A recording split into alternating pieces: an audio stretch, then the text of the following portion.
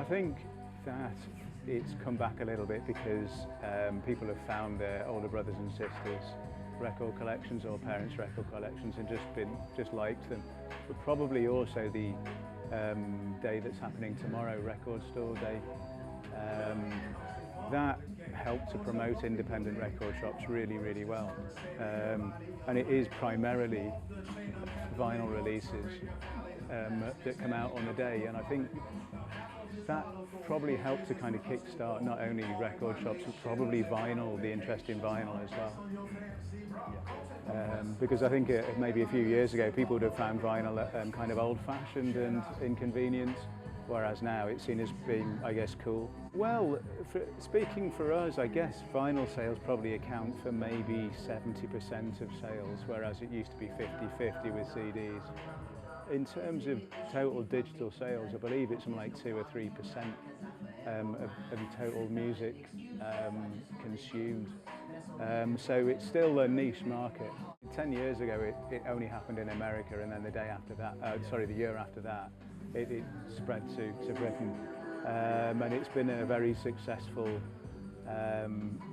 more successful than anybody would have imagined, I think.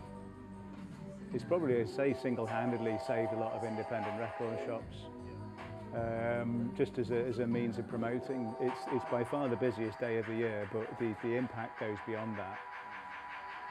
So it just created publicity for record shops, and from that point of view it works really well.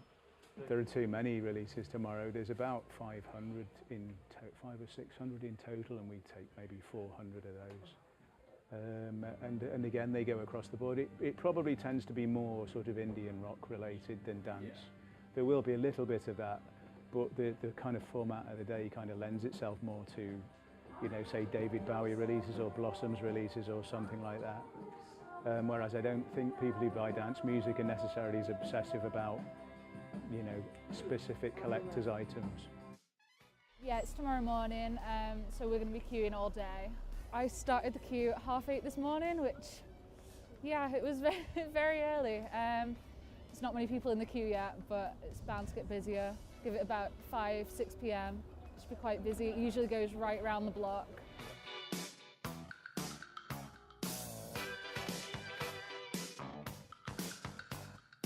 I think it's gone so far with the whole, personally anyway, with the MP3, the downloading and things like that. I think people wanted something to show for what they were actually paying for a lot of the time. And a lot of the music that a lot of people are listening to now, like especially a lot of youngsters and kids, are playing the parents' collections. So they want, I don't know, it's nice to have the original from the time. I like having in specialist stuff really, stuff off the beaten track, but it seems to be a lot of classic rock, mainly 70s and 80s really.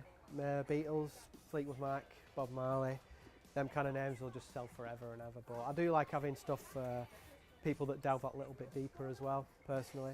For the last, I mean, this will be my 4th year of being in here, and on the day people have an excuse to buy records anyway. You see so many people just walking around with bags full, and you know they're not just the exclusives of the day, they're just kind of thinking, oh, it's a day to justify buying vinyl, so I'll treat myself more than I normally would, so I know I do the same too. So.